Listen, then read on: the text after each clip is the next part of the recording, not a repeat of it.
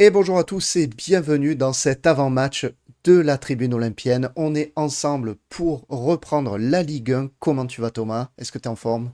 Bah écoute, ça va, ça y est, c'est jour de reprise. On est bien. Ça y est, On a qu'une seule hâte, c'est de voir ce match enfin, hein. Ça y est, Brest OM, on est chaud. on est On très va très voir un chaud. peu, on va voir un peu cette équipe là sur le terrain avec des vraies images et non pas filmées avec un Nokia 3310. Donc voilà, on est chaud. Ça fait plaisir en tout cas et on reprend les petites vidéos d'avant-match. Voilà, petite vidéo de 20 minutes pour vous donner toutes les clés du match avant de commencer la Ligue 1. Donc vous aurez tout, le 11 de la tribune, nos pronostics, la rencontre, le point sur les groupes. Voilà, on fait un point complet avant cette première journée de Ligue 1. C'est parti, petit générique et on démarre.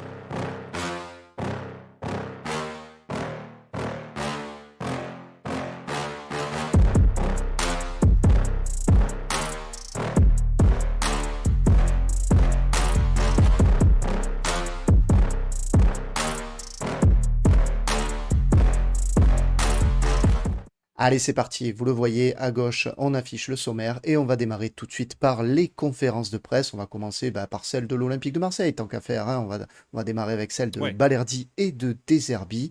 On va faire de la place pour cela sur l'écran et on va se décaler sur la gauche et on va montrer donc la prolongation, ça y est, de Balerdi qui prolonge jusqu'en 2028, c'est confirmé, et Roberto Deserbi qui dit c'est une nouvelle importante pour le club et pour moi. On essaie de construire un OM pour cette année, mais aussi pour le futur. Et pour ça, il faut construire le futur avec de jeunes joueurs tels que Balerdi. Une bonne nouvelle, Thomas. Oui, oui, oui. Après, pas une surprise, hein, parce que c'est vrai que, alors moi, perso, j'en avais parlé fin juillet, même début juillet. Ouais, Donc ça faisait un bon mois que c'était dans les tuyaux, que tout était OK, qu'en fait, ils voulaient simplement trouver le bon moment pour l'annoncer. Donc, quoi de mieux que la première conférence de presse, Balerdi capitaine, voilà, on annonce la prolongation. C'est parfait jusqu'en 2028. On sécurise le joueur pour 4 ans. Bon, après, on sait que voilà, on sait comment ça se passe, mais en tout cas, c'est bien. Voilà, il a 4 ans de contrat, capitaine, 25 ans. Écoute, c'est le taulier, hein, le taulier derrière. C'est une excellente nouvelle. On voit qu'il rentre, il est très très heureux. On l'a senti très très ému, même ouais, lui c'est dans sa vrai. conférence de presse. Non, non, on sent un garçon totalement investi dans sa mission. Il veut bien faire. Que du Voilà, positif. que du positif. Il parle français de mieux en mieux chaque jour. Voilà, le petit signe de Jules aussi dans la conférence de presse. Voilà, Histoire d'être tout y complet, est. quoi. Non, mais tout y est, la totale. Voilà, on a fait la totale. Léo Balerdi est Marseillais. Voilà. Alors ensuite, il a fait le point aussi sur la hiérarchie au poste de gardien. Il a dit qu'il n'y a pas de hiérarchie établie. Geronimo Rulli débutera demain, donc ça c'est une info. Il a Ouais. expliqué que Geronimo Rulli va démarrer face à Brest tout à l'heure. Ce sont deux très bonnes recrues. Le terrain me dira les choix à faire. Une vraie concurrence qui va se mettre en place dans tous les cas.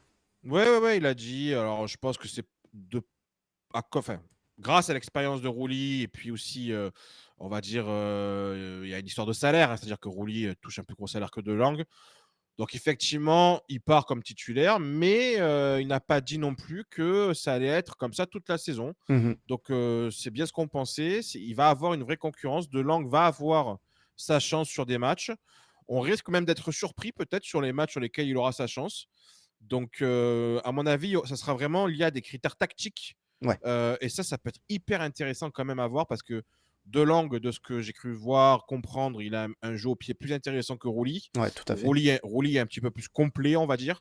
Donc voilà, mais en tout cas, il a une grosse confiance en Rouli. Il a dit c'est vraiment un gardien d'expérience qui est très très bon. Donc on va voir. Moi, j'ai une petite incertitude quand même pour demain parce que pour aujourd'hui, pardon, parce que voilà, il n'a pas fait du tout de préparation. Il C'est a ça. repris qu'il y a une Contrairement à semaine, De contrairement à Delang qui a déjà fait 2 matchs officiels avec notamment son ancien club. Donc je suis un peu surpris par rapport à ça. Mais bon, après, écoute, on va voir. De toute façon, là, on verra tout à l'heure comment ça va se passer. Mais il démarre en tant que titulaire le premier match de la saison. Ouais. Et il a parlé aussi d'Elie Wahi qui dit qu'il va faire jouer en numéro 9 et pas forcément sur les ailes comme on a pu entendre parler, comme on a soulevé, Oui. certains médias l'ont soulevé, qu'il pouvait jouer sur les ailes aussi, on en avait parlé aussi dans la tribune olympienne. Donc voilà, il va jouer en numéro 9 et il devrait débuter cette rencontre lui aussi, hein, normalement, il y a pas trop... Non, normalement, je dirais que oui, même si j'ai un petit doute quand même, parce que lui, alors vraiment pour le coup, il est vraiment arrivé encore plus tard que les autres. Il a quoi, 2 jours d'entraînement. Il est apte, en tout cas, il a dit, hein. Il a dit qu'il était apte, donc c'est bien, parce que c'est vrai qu'on a des blessures, on a un revenant même aussi, mais il est apte. Mais même lui, il a dit, hein, à voir s'il débute ou s'il rentrera en jeu. Donc ce n'est pas encore totalement sûr qu'il soit, titulaire, on verra ça tout à l'heure. Ouais, alors on va parler des groupes juste après, hein, vous le voyez dans le sommaire qui s'affiche à gauche. On va parler aussi de la conférence de presse de Brest et celle de Eric Roy. Alors, côté brestois, Eric Roy, il a beaucoup disserté sur la saison à venir, hein. Pour Mmh. Brest, ça a été une conférence d'à peu près une demi-heure où il a beaucoup parlé de la saison et la manière dont il aura de la gérer. Il a surtout donné les absences de son équipe, on va y revenir, et il a exprimé à plusieurs reprises quand même son désarroi, j'ai envie de dire, d'avoir un groupe très limité, hein. Il manque de joueurs, il a les postes qui ne sont pas doublés, et de son propre aveu, ils se sont affaiblis par rapport à l'an dernier, malgré le Ah recrutement de ben, quelques joueurs. Donc on peut citer quelques départs, hein. Mounier qui est reparti de près, Brassier qui est venu chez nous, Satriano ou encore Brahimi qui sont partis. Et côté arrivé, on a Ajorc, on a le Cardinal qui ont été recrutés. Le reste, c'est des retours de prêt. Donc c'est vrai que le à ma vie. nombre, on a un avis, oui, oui, qui confirme le fait de rester à Brest, mais c'est vrai que voilà, le groupe ne s'est pas étoffé, loin de là, et on est plutôt sur un club qui s'est peut-être même affaibli par rapport à l'an dernier. Donc Bah, clairement, oui, oui, oui, clairement, il faut pas minimiser déjà le départ de Lilian Brassier qui était chez eux quand même, l'élément, très important, dans cette défense centrale. Et puis Mounier qui était une espèce de tour de contrôle, capable de faire pas mal de choses.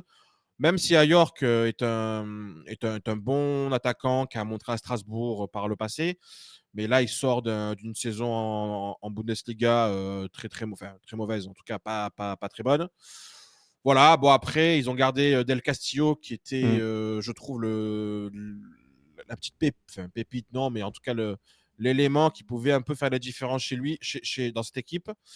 Mais c'est vrai que sur le papier, ils se sont affaiblis. Voilà, bon, après, on verra sur ce match-là, mais ils ont beaucoup d'absents. Et Alors notamment l'absence de Lesmelou va leur coûter très très cher sur ce match. parlons-en des groupes justement côté Brest. Alors il manque Magnetti, il manque Lesmelou, il manque Ndiaye, il manque du coup Bradley Loco Qui s'est pété, qui s'est pété gravement à l'entraînement, hein, et ouais, je vais 6 mois, afficher, 6 mois, 6 mois d'absence. je vais afficher l'article tout de suite qui en parle de l'équipe, hein. Voilà, gravement touché au tendon d'Achille, rupture totale du tendon d'Achille. Ça parle même peut-être de la saison complète, hein, Ah absence. ben, de toute façon, ce type de blessure, c'est 6-8 mois. Donc, Ouais, regarde, on est au mois d'août. Ça risque d'être une saison blanche pour lui. C'est terrible à son âge. ouais, Pour un joueur dont 22 ans, je rappelle, c'est un joueur qu'on a suivi, hein, tout à fait. Il était suivi en Angleterre aussi, je crois. l'hiver dernier. Il était dans la liste des joueurs qu'on pouvait prendre et on a pris Quentin Merlin, mais il était dans la liste des joueurs qui étaient intéressants. C'est dingue parce que Eric Roy disait dans sa conférence de presse que c'était un des rares postes suffisamment pourvus et qu'il était content qu'il soit doublé, ce poste Voilà. d'arrière gauche. Bon, ben voilà, le karma, des fois, on voit, c'est Ce qui terrible va, et pour lui. ce qui va être marrant entre guillemets, c'est que ben, on va se retrouver face à Jordan Amavi quand même, hein. Ah oui, Amavi va être titulaire, donc je suis curieux de voir le duel Greenwood Amavi. ouais, Voilà, ça va on être va quelque voir. chose. Ça va être quelque chose. Côté Olympique de Marseille, alors, on a Brassier qui est suspendu, Kondogbia aussi, on a Koné qui est encore limite, Carboni blessé. Voilà, je crois que Déce- c'est tout, c'est Décevant, déjà pas mal. mais alors bon, on le savait pour Brassier et Kondogbia. Koné était passé en conférence de presse, il avait semblé plutôt être rassurant. Ben, finalement, il joue pas. Et Carboni, il avait dit effectivement il avait pris un coup à l'entraînement, ce qu'on ne savait pas. Mais il avait dit il y avait pas trop de problèmes. Finalement, il joue pas. Bon, voilà, c'est toujours pareil, hein, les blessures avec l'Olympique de Marseille, on n'est jamais au courant, on ne sait pas Non, ce qui se passe. C'est toujours un peu la surprise. Donc, heureusement d'ailleurs que la question a été posée en conférence de presse hier par un journaliste justement de Roberto De Zerbi pour savoir ce qu'il en était. Donc voilà. Par contre, on va quand même le citer. Voilà, c'est qu'il y a aussi le grand retour de Valentin Rongier. tout à fait, ça y est, il est revenu. Tu Incroyable. vois, les prédictions comme quoi elles commencent Eh oui, oui, oui. ça Non, mais arrive. alors, ça tombe bien. Ça tombe bien. Je ne suis pas persuadé qu'il va jouer titulaire parce que vraiment, de Non, ce que ouais. j'ai compris, il a repris l'entraînement collectif, je crois qu'il y a 2 jours, hein. Donc, il a vraiment 2 jours d'entraînement avec tout le monde. Il a fait une préparation à part. Mais en tout cas, il est dans le groupe. On a vu des images hier, justement, où il prenait l'avion pour justement se déplacer du côté de Brest. Mmh. Non, non, il sera là. Voilà, bon, ça va être important parce que, euh, à mon avis, s'il a besoin d'un milieu de terrain, ben, il va jouer. Il peut jouer quelques minutes. Donc c'est bien. C'est une vraie interrogation. Pour le coup, je suis très intrigué de voir ce que peut donner Valentin Rongier après tant de mois de blessure. Où est-ce qu'il en est? Où Ouais. est-ce qu'il en est? Voilà. Donc une vraie interrogation. On va parler de l'adversaire maintenant. On va parler un petit peu du Stade brestois et voir qu'est-ce qu'ils peuvent nous proposer sur ce match. On va regarder, puisque comme il n'y a pas eu de compétition officielle jusqu'à présent, on va notamment regarder ce que ça a pu donner lors des matchs amicaux. Et vous le voyez à l'écran, ils ont fait quand même une sacrée préparation, hein, parce qu'ils Ouais. terminent avec trois énormes adversaires qui sont Naples, la Juve et Newcastle. Bon, pour un bilan plus que mitigé, mais bon, on s'en doutait, hein, on va pas se mentir, hein, face à Newcastle, face à la Juve et face à Naples, je pensais pas à m'attendre à autre chose que des défaites ou des nuls de la part des Brestois. Mais quand même, ils ont tenu, notamment face à la Juve, avec un joli 2 partout. Et on va peut-être revenir sur la compo face à la Juve, ça peut être intéressant. Oui, oui, j'ai voulu revenir sur cette compo-là parce que, alors déjà, du côté de la Juve, on voit quand même que c'est une Juve très très mixte avec des jeunes joueurs et en gros Vlahovic en vrai titulaire indiscutable. Donc c'est une petite Juve hein, qu'ils ont Ouais. joué et Locatelli. Hein, voilà. Donc c'est un 2-2, c'est pas le 2-2 avec tous les gros titulaires de la Juve. Donc ça Mhm. c'est un premier point. Deuxième point, le 11 que l'on voit à l'écran du côté de Brest. Donc à part Magnétique qui est suspendu et qui va être remplacé par Pereira Lage normalement dans ce milieu à 3. Ouais. Et Couder, qui normalement est remplacé par le gardien titulaire Bizot, si je dis pas de bêtises. Alors NJ aussi est suspendu en défense centrale, donc là à voir qui ils vont mettre. Mais voilà, à part ces trois joueurs-là, Ayork, je pense, ce sera titulaire. Del Castillo aussi, Le Doiron aussi, Camara Martin, oui, ça va jouer évidemment parce qu'ils ont que ça, puisque c'est vrai que l'absence de Lesmelou chez eux est très très importante et va Ouais. vraiment les pénaliser dans l'organisation, dans tout ce que fait cette équipe. Donc voilà, c'est une équipe de Brest, sur le papier en tout cas, qui ne me fait pas plus peur que ça. Mhm. Je pense qu'on va avoir droit à une équipe de Brest qui va nous attendre. Voilà, Ouais, je donc suis assez d'accord. je le vois bien comme ça parce que là, sur le papier, ils n'ont pas de quoi non plus nous imposer un rythme, un style de jeu. Et, et nous, d'ailleurs, on l'a bien précisé, on a envie de vraiment montrer quelque chose. Balardi l'a dit en conférence de presse, on veut imposer notre style. Donc voilà, ils vont nous prendre en compte. Il va falloir, je pense, faire très attention à York, parce que c'est lui, la tour de contrôle, qui peut garder les ballons, qui peut permettre au bloc de remonter. Donc voilà, si tu arrives à gérer à York et évidemment à gérer Del Castillo aussi, qui est vraiment l'élément chez eux le plus talentueux, je trouve, là, sur Mhm. le papier, Ouais. tu feras déjà une bonne partie du chemin pour, en tout cas, au moins aller chercher un match nul. Et puis après, si tu es bon devant et si tu es inspiré, moi, je crois à la victoire. Voilà. Ouais, non, mais c'est vrai, on a deux groupes après assez clairsemés quand même, mais c'est vrai que Brest sont, je pense, beaucoup plus atteints par les absences que l'Olympique de Marseille. Et même s'ils ont fait une préparation qui, sur le papier, me semble un peu plus complète que celle de l'OM, 7 semaines de préparation, des gros adversaires, peut-être qu'ils ont plus de rythme, mais voilà, je suis d'accord avec toi, les absences, elles jouent beaucoup. On peut s'attendre à un Brest qui sera très prudent, qui va certainement chercher les contres face à un OM qui sera gourmand en possession de balles. Pour moi, ils ont trop d'absents pour espérer faire le jeu, hein. C'est impossible de prétendre prendre le jeu en main avec autant de talent en moins dans ton équipe par rapport à ce qu'il y a d'habitude. Je Après, pense qu'ils vont nous attendre. je serais curieux quand même sur un point. Ce sera sur nos phases de dégagement, donc les phases où on aura le ballon, les phases où Rolly va dégager, les phases arrêtées. Est-ce que Brest va faire comme Sunderland, c'est-à-dire nous presser haut pour Mhm. voir un peu comment on s'en sort, donc nous tester sur notre phase, notre faculté à sortir du pressing. Et s'ils font ça, à mon avis, ils vont se mettre en difficulté parce que je pense qu'on sera meilleur à ce jeu-là. Ou est-ce qu'au contraire, ils vont nous attendre bloc bas. Et à ce moment-là, je suis curieux de voir un petit peu ce que va faire Roberto De Zerbi, un peu comme a fait Augsbourg. Alors, contre Augsbourg, ça a plutôt bien fonctionné au final. On a réussi à marquer des buts. Ouais. Mais ça, son début, le premier, ça a été sur une erreur défensive. Et puis le deuxième, le talent de Greenwood. Donc on verra. Mais je suis très curieux quand même de voir.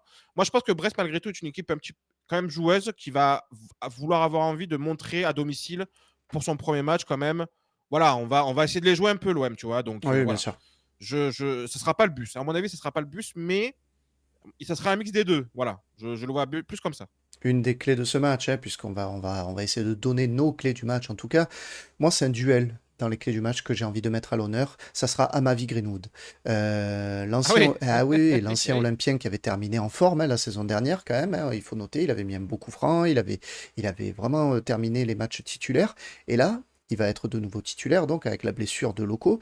Il aura fort à faire face à notre nouvel ailier. Mason Greenwood, on en attend beaucoup. Il a réellement l'occasion d'être déjà décisif lors de cette première journée face à Brest. Et pour ça, ben, il va falloir tout simplement qu'il aille croquer à ma vie, quoi, qu'il aille un peu le malmener. Et je pense Ah que ben c'est un des là. duels clés de ce match. Si on Mm. arrive à prendre le dessus, si Greenwood arrive vraiment à prendre le dessus sur Amavi, ce qui sur le papier est quand même largement à sa portée, ça pourra nous donner quand même de belles opportunités d'être décisif sur cette rencontre. Moi, je vais regarder deux hommes chez nous principalement. Évidemment, Højbjerg quand même. Je veux voir comment ça se passe dans un match officiel avec lui sur le terrain. Alors en face, c'est Magic Camara, Jonas Martin. Donc bon, ça devrait aller. Mais voilà, déjà la patte Højbjerg sur le jeu. Et puis, alors bon, on pourrait parler évidemment de Greenwood, on pourrait parler de Eli Wahi, etc. Mais j'aurais un œil quand même sur Amin Harit. Ouais, Notamment avec les dernières rumeurs qui sont sorties. Moi, l'information aussi que j'ai eue, comme quoi des clubs allemands commencent à s'intéresser à lui. Donc, un championnat qu'il connaît bien, puisqu'il a évolué à Schalke par le passé. Voilà, moi, je suis curieux de voir un peu le Amin Harit, parce qu'à mon avis, il va être titulaire, il ouais. va jouer sur ce match. Quel Amin Harit on va avoir et est-ce qu'il va avoir envie de montrer qu'il a sa place sur le terrain. Surtout que voilà, Luis Enrique, par exemple, a prolongé son contrat, enfin va le prolonger. Hein. Ça a été annoncé hier par Foot Mercato, mais il va le prolonger là dans les jours qui arrivent jusqu'en 2028. Ça y est, c'est quasiment fait. Mhm. Donc voilà. Moi, je suis curieux de voir le match à Minarit. Est-ce qu'il va essayer de faire taire un peu du monde parce que c'est vrai que il est critiqué. Ben, sur le terrain, c'est sur le terrain qu'il va falloir répondre. Donc Eh voilà. Moi, ben, on va parler justement des titulaires puisqu'on va donner le 11 de la tribune. On a construit notre 11 un petit peu comme on fait à chaque fois. Celui qu'on aimerait voir, en tout cas, c'est pas ouais, forcément celui qui va être, qui va démarrer ce match, mais on prend les éléments qui sont à notre disposition, les oui. absents et les a priori titulaires, et on essaie aussi de mettre un petit peu ce que l'on voudrait voir. Donc là, on part avec Geronimo Rulli dans les cages. En défense, en l'absence donc de Brassier, on part nous sur une charnière Balerdi-Meite, Meite axe gauche, les latéraux Murillo et Merlin. Voilà pour le moment. Mhm. C'est au milieu que c'est compliqué, hein, puisque à côté d'Oibjerg, c'est un petit peu le désert, j'ai envie de dire, avec les absences bah, de Koné notamment. On a Kondogbia. Kondogbia qui est suspendu aussi. On a Rongier qui revient de blessure, donc pas certain qu'il démarre cette rencontre, loin de là. Et le Mhm. seul qui reste, c'est Unai finalement. Oui, c'est Unai, ou alors on aurait pu imaginer peut-être Harit redescendre un petit peu d'un cran, mais comme Carboni n'est pas là, ben, je ne vois que lui. On a mis clairement Unai par défaut hein, sur ce match-là parce que c'est le quatrième, cinquième milieu de terrain dans la hiérarchie. Donc voilà, là c'est vrai que jusque-là, en tout cas, on met Unai par défaut. Après, il a joué les trois premiers matchs de préparation. C'est vrai que le dernier, il les a pas joués, mais bon, voilà. Je pense que pour un match contre Brest, de toute façon, on n'a pas trop le choix. On l'a vu, il s'est Mhm. entraîné. Il devrait jouer.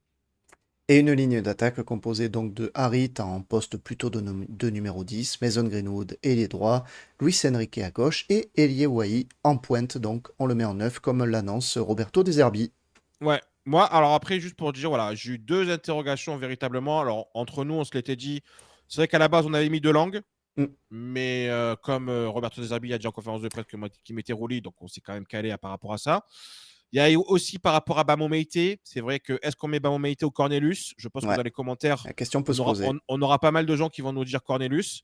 Et puis c'est tout. Parce qu'après, c'est vrai que comme Roberto De Zerbi aussi a dit que Le numéro 9, ça sera Eli Wahi. Donc, on ne l'a pas placé sur un côté parce qu'on aurait pu imaginer un Eli Wahi ailier gauche avec un Mumbagna, par exemple, titulaire en 9. Mais on s'est aussi collé un petit peu à ce que va faire Roberto De Zerbi pour être le plus près de la réalité aussi. Ouais. Donc voilà un petit peu les interrogations qu'on pouvait avoir. Mais voilà, je pense bon, à mon avis, il mettra Cornelius à la place de Meïté. Ouais. Je pense quand même. Mais sinon, je pense on est pas loin de la vérité. Ouais, tout à fait, je pense aussi. On va terminer avec des petits pronostics, hein, vous le voyez à l'écran avec notre sommaire. On termine donc en vous rappelant aussi que on a notre partenaire Parion Sport qui vous propose un bonus jusqu'à 100 euros en misant jusqu'à 100 euros à l'inscription. Pour cela, vous pouvez utiliser, et pour soutenir la Tribune Olympienne au passage, un petit lien d'affiliation que l'on vous met juste en dessous dans la description de la vidéo. Voilà, meilleur moyen de démarrer cette saison avec Ah oui. quelques petits paris. Ça peut être sympa de s'inscrire sur Parion Sport. Donc n'oubliez pas quand même que les jeux d'argent sont réservés aux personnes majeures et qu'il ne faut pas envoyer le livret A de Mémé sur un Non, le but de fameux. Cornelius. Voilà. Non, le fameux. Ah bah Bon. tu me diras. Ah, Peut-être, hein. peut-être de la tête, on sait Peut-être. jamais. De la tête comme ça, là. Bam. Voilà. On va vous présenter donc les pronostics de la tribune olympienne. Les voici. Alors, on en a deux, hein, on repart sur les mêmes bases que l'an dernier, le sérieux et le prono fun. Alors, le sérieux, Marseille au nul et les deux équipes marquent à 2-11, Thomas. Oui, ben, parce que je pense pas qu'on va perdre déjà à Brest. Je ne l'imagine pas, je ne l'espère pas. Mais non, mais en étant vraiment essayant de mettre de côté vraiment le cœur dans les paris, parce que c'est ce qu'il faut faire.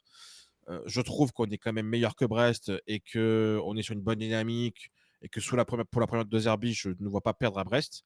Par contre, je pense quand même on va se prendre un but. Parce que défensivement, on l'a vu déjà, on a été quand même en difficulté 2-3 fois dans les matchs de préparation. Puis il y a du Heu, changement. il y a du changement. Cornelius, s'il joue ou Baïté, ça sera la première fois qu'ils vont vraiment débuter à ce poste-là. Hmm. Voilà, il manque d'un vrai récupérateur au milieu de terrain, même si Højbjerg évidemment peut le faire, mais du coup, on va lui demander un rôle un peu plus défensif que ce qu'il devrait faire, puisqu'il n'y a pas Kondogbia. Donc voilà, il y a un équilibre à trouver. Je serais pas étonné qu'on se prenne un but. Voilà. Ok, donc le prono sérieux, une belle cote à 2-11 qui a quand même de belles chances, je trouve, de passer. Et un prono fun, mais qui a de très belles chances aussi de passer, hein, j'ai l'impression, parce que Marseille, pardon, gagne et Greenwood, buteur, une belle cote à 5,50 quand même, hein. C'est pas mal ça, hein. Oui, bah écoute, je pars du principe qu'on va gagner. C'est vrai, je trouve que la victoire me paraît, alors pas évidente, mais en tout cas, je trouve qu'on a de bonnes chances, même si les cotes sont équilibrées, hein, quand on regarde vraiment les cotes juste du match, la victoire, nulle défaite, c'est très, très équilibré au niveau des cotes. Et pour rendre la cote vraiment très intéressante et vraiment, voilà, je pense que Greenwood sur ce match-là va être décisif et en tant que buteur. Voilà. Je pense vraiment qu'il va vouloir débloquer son compteur but très rapidement pour mettre tout le monde d'accord. Et puis de toute façon, tu en as parlé, mais pour moi, à ma vie, il va le découper en deux. Espérons. Ben, ça serait très grave. Hein, pour le coup, je serais inquiet. Hein, si vraiment, à ma vie, prend le dessus sur Greenwood, je me poserai deux, trois questions. Hein, parce que à ma Tout à fait. vie, c'est à ma vie. Quoi. Ouais. Voilà. Et tu l'as dit, les cotes sont quand même assez serrées, hein. 2,90 pour Brest, le nul à 3,30 et Marseille à 2,45. Mais même Marseille sec à 2,45, je trouve, est très intéressant. Ouais, Voilà. ça peut être pas mal. À J'ai combiner. hésité, j'ai hésité juste avec Marseille sec. Après, voilà, j'ai pris une cote un peu inférieure, mais le Marseille sec peut se prendre aussi très facilement, je trouve. Eh ben, écoutez les amis, voilà, vous avez nos pronostics pour terminer ce premier avant-match de la saison. On espère une belle victoire de l'Olympique de Marseille. On espère aussi que ce premier avant-match vous aura plu, qu'il aura été le plus complet possible. On se dit, nous, à très vite sur la chaîne de la Tribune Olympienne. Et surtout, surtout, allez l'OM ce week-end. Thomas, c'est un spécial ça, le Mais surtout allez oui, l'OM. allez l'OM, Allez évidemment. l'OM. Allez, ciao tout le monde. Allez, ciao tout le monde.